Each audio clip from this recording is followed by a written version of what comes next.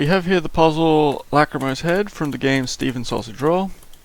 The goal is to cook each of these sausages without knocking them into the water, and then returning to the starting location.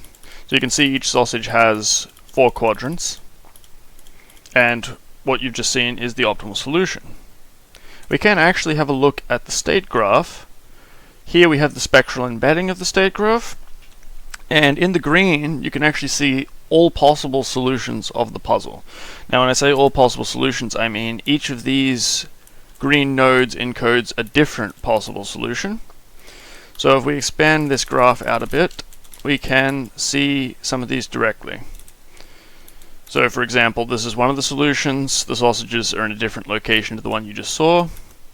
There's another solution, and so on. So you could try to understand this puzzle by understanding the state graph.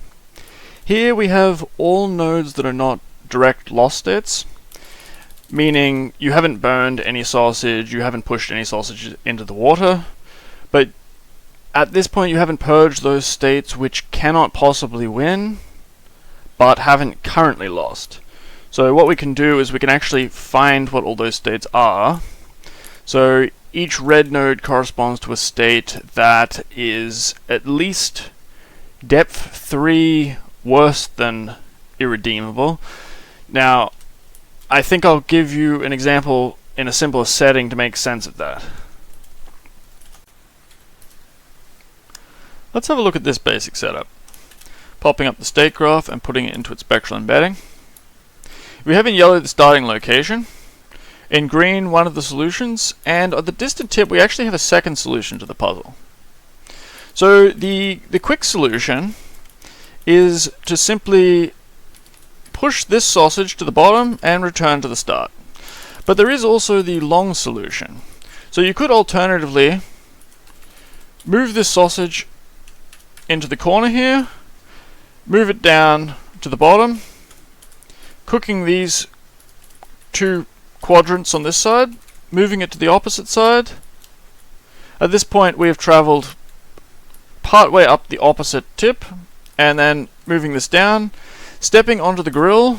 That knocks us off, but the change is propagated, and heading back to the starting location. So these 2 solutions are fundamentally different based on, in particular, where the sausage ends. There is something else to note though. It is important that the state graph is directed. So what we can do is show all of the directed edges in white here, and adding these cones to the end. So if you are to move along this graph, there are places you can go in which you cannot return. So at this point you've moved down to this part of the graph. You actually cannot return back to the previous solution because there is no way, without losing, to move the sausage up and use the first solution. So you're sort of traveling down this directed graph inescapably. For example, if you were to reach this state, you cannot possibly return. I mean, technically, any time you move a sausage, you can't return directly, so you would have directed edges, but you may have a cycle. Meaning you could push the sausage around in a loop. We'll look at that in a moment.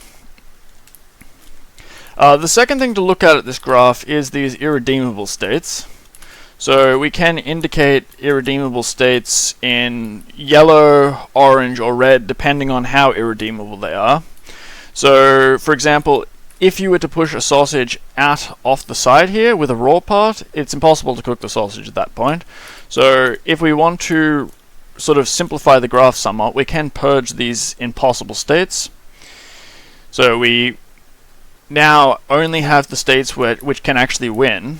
And people did request that we have an alternative way of dealing with the graph, where we color all of the nodes that are non-sausage moving movements. So these are sort of connected components in the graph where you can walk around making no change to the sausage state, and then we would want to collapse these. So you could collapse them to a point. We'll have a look at another example to see how this works more clearly. Setup, there are no grills, so it's impossible to win. But what we do have are sort of loops. So again, this is the spectral embedding. And let's have a loop at this. So where are we? We are in these red nodes here. Without moving the sausage, just walking around.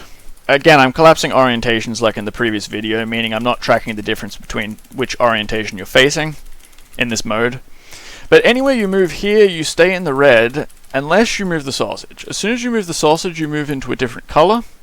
So the idea is that if you're only caring about tracking sausage movements, you do actually have to do slightly more than just tracking the sausage configuration, because you can get trapped in different connected components of the graph. But let's look at the collapsed graph first. So collapsing it, we have a much simpler graph. We can then put it into spectral embedding again, and we get this sort of Pringle-shaped thing. It does have some structure to it, so let's have a look. If we push the sausage here, we can move it around. That's part of the structure.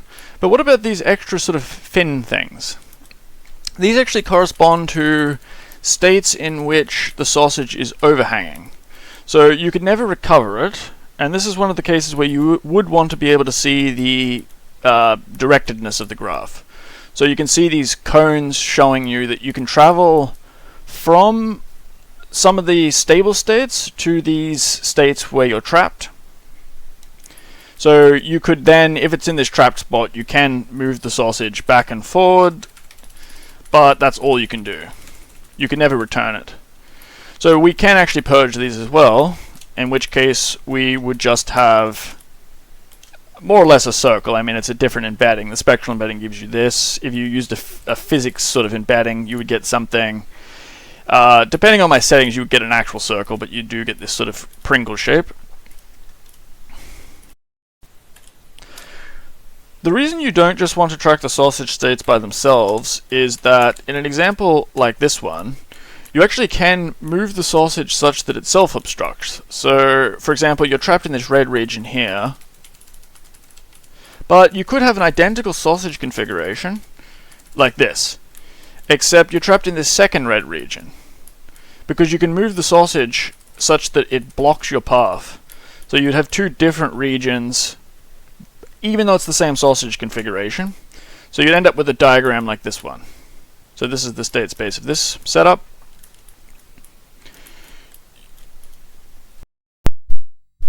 To the level Lacrimo's head, then, with these simplifications, so we have here colored all of the different connected components of the state graph, and here's the simplification.